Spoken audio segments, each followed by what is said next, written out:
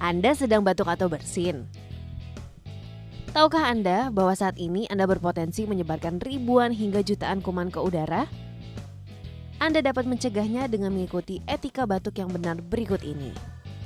Saat Anda batuk atau bersin, selalu gunakan tisu atau sapu tangan untuk menutup mulut dan hidung. Jika tidak ada tisu atau sapu tangan, gunakan lengan bagian dalam, bukan telapak tangan. Gunakan masker yang menutup hidung dan mulut selama Anda batuk dan bersin. Buanglah tisu setelah digunakan ke dalam tempat sampah. Cuci tangan Anda segera dengan air mengalir dan sabun atau bersihkan dengan alkohol hand rub.